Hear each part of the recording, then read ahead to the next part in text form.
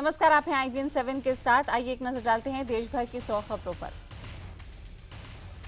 Underworld don छोटा राजन को अब से थोड़ी देर पहले दिल्ली में यहाँ पे सीबीआई की टीम ने इंडोनेशिया से लेकर आई है। एयरपोर्ट से छोटा राजन को कड़ी सुरक्षा के बीच सीबीआई के हेडक्वार्टर में ले जाया गया है।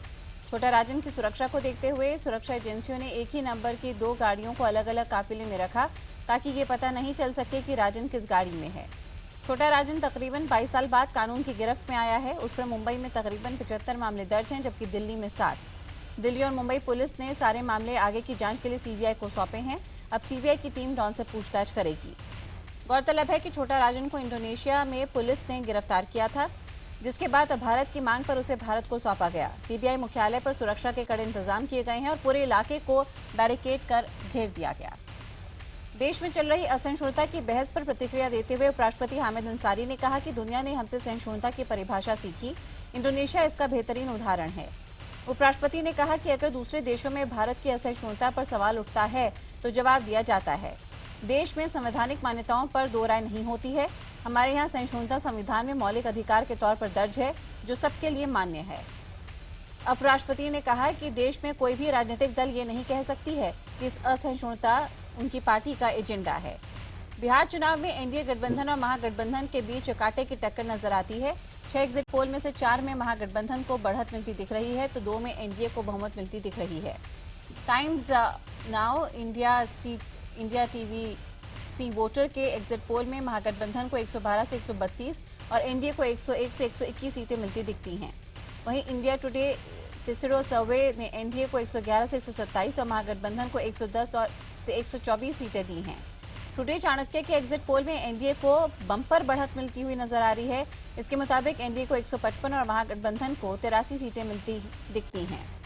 वहीं न्यूज नेशन के एग्जिट पोल में एनडीए को 115 से 119, महागठबंधन को 120 से 124 सीटें मिलती दिख रही हैं। एबीपी नीलसन के सर्वे के मुताबिक महागठबंधन को 130 और एनडीए को 108 सीटें मिलेंगी। न्यूज एक्स और सीएनएक्स के एग्जिट पोल में एनडीए को महज 90 से 100 सीटें मिलती दिखती हैं, तो वहां गठबंधन को 133 से 140 और अन्य को 13 सीटें मिलती नजर आ रही हैं। बिहार में कई टीवी चैनलों ने एग्जिट पोल में महागठबंधन को जीतते हुए दिखाया है। हालांकि यहां पे जो नतीजे हैं वो अभी आने बाकी हैं। वैशाली में महागठबंधन के कार्यकर्ताओं ने होली खेलकर जश्न भी मना लिया और वहीं कई लोगों ने जमकर पटाखे भी चलाए एग्जिट पोल के नतीजों पर। आरजेडी अध्यक्ष लालू यादव ने कहा है कि बिहार चुनाव में महागठबंधन को 190 सीटें मिलेंगी। लालू ने बीजेपी पर हमला बोलते हुए कहा कि बीजेपी को देश में रखना खतरे से खाली नहीं है। बीजेपी ने जीत के लिए हर तरह की तिगड़म की, लेकिन उसकी एक न चली। अरुंधति रॉय, कुंदन शाह और सईद मिर्जा समेत 24 और फिल्मकारों ने देश में बढ़ रही असहिष्णुता के खिलाफ अपना राष्ट्रीय पुरस्कार लौटाने का ऐलान किया है। अरुंधति रॉय को 1989 में नेशनल अवार्ड मिला था। वहीं जाने भी तो यारों के लिए कुंदन शाह और अल्बर्ट पिंटो को गुस्सा क्यों आता है के लिए निर्देशक सईद मिर्जा को नेशनल अवार्ड से नवाजा गया था। देश में असहिष्णुता के मुद्दे पर चल रही बहस में कूदे बॉलीवुड के भी अब यहाँ पे 2 खेमे में बंटने की खबरें आ रही हैं, जहां पे शाहरुख खान के बयान के बाद शुरू हुई इस बहस को आगे बढ़ाते हुए जाने माने फिल्म अभिनेता नसीरुद्दीन शाह ने कहा कि वो अपना पुरस्कार नहीं लौटाएंगे। नसीरुद्दीन शाह ने कहा है कि बहुत सारे लोग सम्मान वापस नहीं करना चाह रहे। उनको लगता है कि बड़ी मेहनत से उनको ये सम्मान मिला। यही नहीं, फिल्म डायरेक्टर जोया अख्तर ने कहा है कि अगर उन्हें भी कोई राष्ट्रीय पुरस्कार मिला होता तो वो भी लौटा देती। इस बीच फिल्म अभिनेता अनिल कपूर ने कहा है कि उन्हें नहीं लगता कि अवार्ड लौटाना सही है। शाहरुख पर उन्होंने कहा कि उन्हें नहीं लगता कि किंग खान ने किसी खास मकसद से असहिष्णुता के बारे में बोला है। इस बीच बीजेपी सांसद और फिल्म अभिनेत्री हेमा मालिनी ने कहा कि शाहरुख को लेकर पब्लिसिटी बटोरी जा रही है। शाहरुख खान के असहिष्णुता पर दिए बयान के बाद मुंबई में उनके घर मन्नत की सिक्योरिटी बढ़ा दी गई। मन्नत के बाहर मुंबई पुलिस और यहाँ पे सीआरपीएफ के जवान भी नजर बनाए हुए हैं। देश में असहिष्णुता के मुद्दे पर आज यूथ कांग्रेस कार्यकर्ताओं ने कोलकाता में प्रदर्शन किया। इस दौरान उन्होंने शाहरुख खान के समर्थन में पोस्टर लगाए, ये मोदी का पुतला फूंका। कांग्रेस उपाध्यक्ष राहुल गांधी 2 दिनों के पंजाब के दौरे पर हैं। यहां उन्होंने फरीदकोट में 14 अक्टूबर को श्री गुरु ग्रंथ साहिब की बेअदबी के बाद हुए विरोध में चली पुलिस फायरिंग में मारे गए गुरजीत और कृष्ण सिंह के परिजनों से मुलाकात की है। वहीं आज राहुल भटिंडा में कपास की फसल की बर्बादी से आत्महत्या करने वाले किसानों के परिवारों से मिलेंगे। राहुल ने कुछ ही देर पहले यहाँ पे तख्त श्री दमदम साहिब में मत्था टेका। इसके बाद राहुल यहां पर मुल्लावाला में किसानों से मिलकर उनकी समस्या को जानेंगे। राहुल के दौरे में कांग्रेस के प्रदेश अध्यक्ष प्रताप सिंह बाजवा, कैप्टन अमरिंदर सिंह की आपसी कलह सबके सामने नजर आई। दरअसल जैसे ही अमरिंदर ने लोगों से एक साथ होने के लिए कहा, उल्टा लोगों ने ही अमरिंदर और बाजवा को एक साथ होने का इशारा किया। इसके बाद राहुल गांधी को बीच में आना पड़ा और राहुल गांधी ने माना कि एकजुटता की कमी है। दीपावली और धनतेरस से पहले प्रधानमंत्री नरेंद्र मोदी ने सोने से जुड़ी 3 योजनाएं शुरू की हैं। पीएम मोदी ने अशोक चक्र वाले भारतीय सोने के सिक्के के अलावा गोल्ड मोनेटाइजेशन और गोल्ड बॉन्ड स्कीम जारी की है। अनुमान के मुताबिक अब एमएमटीसी के स्टोर के जरिए 5 ग्राम के 15,000, 10 ग्राम के 20,000 और 20 ग्राम के 3,750 बार बेचे जाएंगे। गोल्ड मोनेटाइजेशन स्कीम के तहत कोई भी व्यक्ति 30 ग्राम से ज्यादा सोना जमा करा सकता है। इस पर 2.5% तक ब्याज मिलेगा। कश्मीर में प्रधानमंत्री नरेंद्र मोदी की शनिवार को होने वाली यात्रा को देखते हुए आतंकवादी संगठन सक्रिय हो गए हैं। गुरुवार को आतंकवादियों ने श्रीनगर के मुनव्वर आबाद में सीआरपीएफ की 82वीं बटालियन पर ग्रेनेड से हमला किया। इस हमले में 11 जवान घायल हो गए, हालांकि सभी जवान खतरे से बाहर हैं। घटना के तुरंत बाद वरिष्ठ पुलिस अधिकारी और अतिरिक्त अर्धसैनिक बल मौके पर पहुंचे। हालांकि सुरक्षा बलों का कहना है कि ये ग्रेनेड अटैक नहीं था। इस बीच शनिवार को होने वाली पीएम की रैली को देखते हुए श्रीनगर में सुरक्षा के कड़े इंतजाम किए गए हैं। पिछले 3 दिन के दौरान निर्दलीय विधायक इंजीनियर रशीद समेत 300 से अधिक अलगाववादी नेताओं को हिरासत में लिया गया। इसके अलावा हुर्रियत चेयरमैन सैयद अली शाह गिलानी और मीरवाइज उमर फारूक को भी नजरबंद किया गया है। हुर्रियत के दोनों गुटों के आज जामा मस्जिद चलो का आह्वान किया है, जिसको देखते हुए श्रीनगर के 7 पुलिस क्षेत्रों में सुरक्षा के कड़े इंतजाम किए गए हैं। मुंबई के समुद्री तट पर क्रैश हुए पवन हंस हेलीकॉप्टर और उसमें सवार दोनों पायलट अभी भी लापता हैं। हालांकि समुद्र में हेलीकॉप्टर के कुछ तैरते हुए पुर्जे जरूर मिले हैं। कोस्ट गार्ड, नेवी और आईएनएस भी सर्च ऑपरेशन में लगे हुए हैं। 4 नवंबर को शाम के वक्त पवन हंस मुंबई के समुद्री तट से लगभग 160 किलोमीटर दूर समंदर में क्रैश हो गया। बताया जाता है कि पवन हंस रात में लैंडिंग का अभ्यास कर रहा था। दिल्ली में बीआरटी कॉरिडोर को तोड़ा जाएगा। इस पर 15 दिन में यहाँ पे काम शुरू हो जाएगा। 150 करोड़ की लागत से बने कॉरिडोर को तोड़ने में 11 करोड़ रुपए का खर्च आएगा। इसके लिए पीडब्ल्यूडी को जिम्मा सौंपा गया है। हरियाणा के सोनीपत में प्रधानमंत्री नरेंद्र मोदी ने ईस्टर्न पेरिफेरल एक्सप्रेस वे की नींव रखी। पीएम ने कहा कि आज के युग में विकास की पहली आवश्यकता है इंफ्रास्ट्रक्चर। वहीं सड़क परिवहन मंत्री नितिन गडकरी ने कहा कि हाईवे से दिल्ली में ट्रैफिक कम होगा। सोनीपत में हुई पीएम की रैली में आए लोगों से तलाशी के दौरान भारी संख्या में चाकू, ब्लेड, पेचकस, ग्रिप और चेन मिली है। पुलिस ने आयोजन स्थल के एंट्री गेट पर यह सारा आपत्तिजनक सामान जब्त किया है। महाराष्ट्र के अकोला में डॉक्टरों की लापरवाही के चलते 23 लोगों को अपनी आंख की रोशनी गंवानी पड़ी। पिछले महीने वाशिम के सरकारी अस्पताल में पीड़ित मरीज मोतियाबिंद का ऑपरेशन कराने के लिए दाखिल हुए थे। अब सभी मरीजों को मुंबई के जेजे अस्पताल में भर्ती कराया गया, जिनमें 4 लोगों का ऑपरेशन सफल रहा, जबकि 19 मरीजों की हालत अभी नाजुक है। मामला सामने आने के बाद 2 डॉक्टरों को निलंबित किया गया। मुंबई से सटे कश्मीरा के सी मैजिक बार पर यहां पर पुलिस ने 3 नवंबर को रेड मारकर 10 बार बालाओं समेत कुल 43 लोगों को गिरफ्तार किया, जिनमें 4 ग्राहक और 29 स्टाफ के लोग शामिल हैं। काफी खोजबीन के बाद जब बार बालाएं नहीं मिली तो पुलिस ने किचन की दीवार को तोड़ने की कोशिश की। दीवार को तोड़ने पर उसके भीतर 11 बार बालाएं मिली। दिल्ली हाईकोर्ट ने एक अहम फैसला देते हुए ये टिप्पणी की है कि पटाखे असलहा, बंदूक जैसे ही खतरनाक होते हैं। अदालत ने आदेश दिया है कि उन लोगों को दिल्ली में पटाखे नहीं बेचने चाहिए जिन्हें दिल्ली पुलिस ने लाइसेंस नहीं दिया है। ट्रैफिक को देखते हुए हाईकोर्ट में जनहित याचिका दायर की गई, जिसमें कहा गया था कि सड़कों पर बेचे जाने वाले पटाखों से जाम लगता है, साथ ही हादसा होने की भी आशंका रहती है। सुप्रीम कोर्ट ने जजों की नियुक्ति को लेकर आम जनता से सुझाव मांगे हैं। ये सुझाव 13 नवंबर तक कानून मंत्रालय की वेबसाइट पर दिए जा सकते हैं। ये सुझाव 18 या फिर 19 नवंबर को सुप्रीम कोर्ट की बेंच के सामने रखे जाएंगे।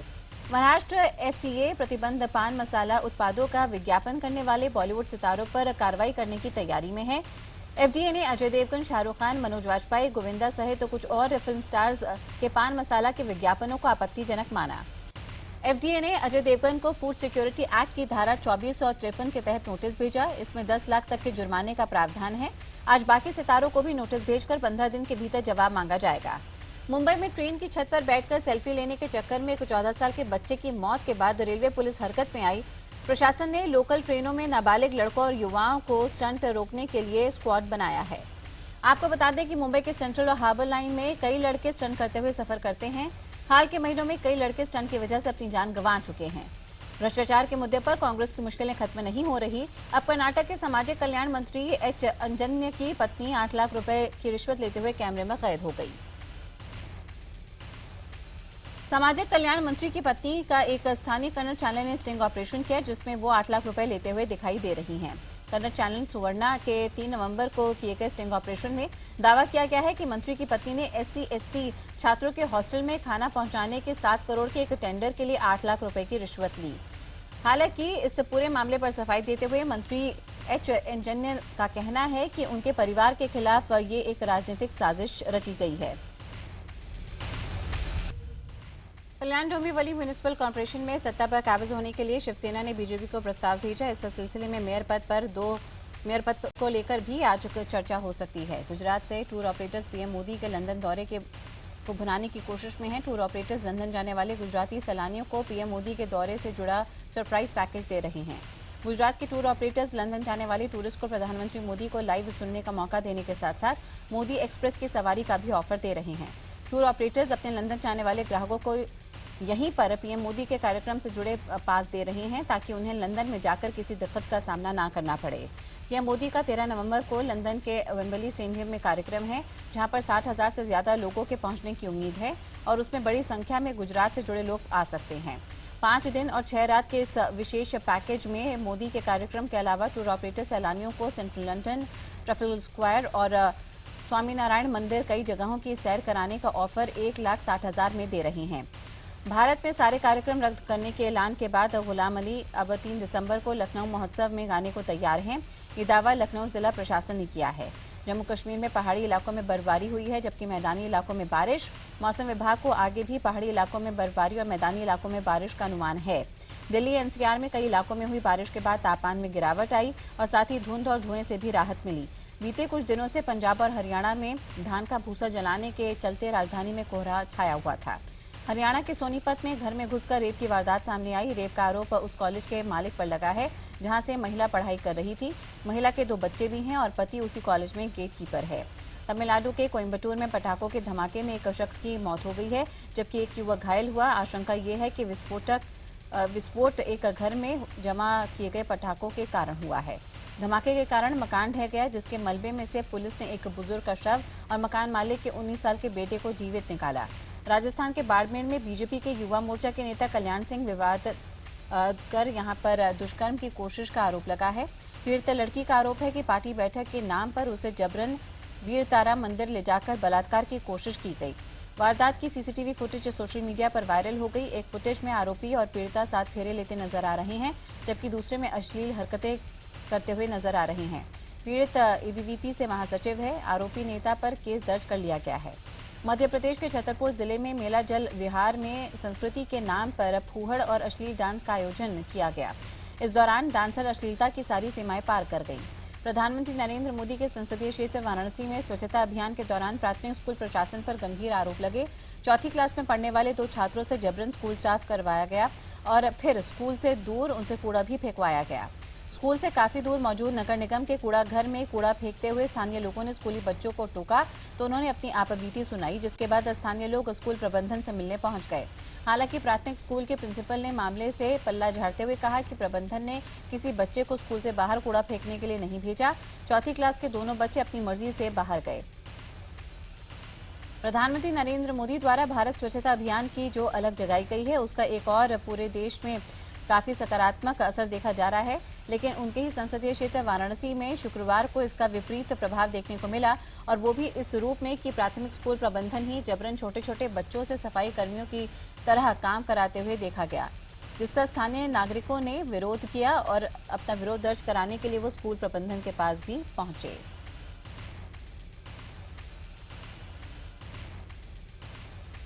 उत्तराखंड के हल्द्वानी में जिंदगी के लिए जूझ रहे व्यापारी पंकज चौहान का इलाज के दौरान मौत हो गई है। इससे पहले 3 नवंबर को रुद्रपुर के होटल रिवेरा में पंकज गंभीर हालत में मिले थे, जबकि कमरा नंबर 201 में उनकी पत्नी और 11 साल की बेटी की लाश मिली थी।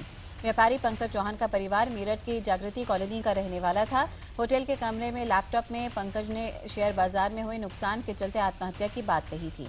रिवेरा होटल के कमरा नंबर 210 से जहर की शीशी, चाकू और रस्सी बरामद हुई है, जिसके बाद अब पुलिस का मानना था कि तीनों ने आत्महत्या की है। हालांकि पंकज की पत्नी और बेटी की पोस्टमार्टम रिपोर्ट ने पुलिस को उलझाकर रख दिया। रिपोर्ट में मां और बेटी की मौत 72 घंटे पहले होने की पुष्टि हुई है।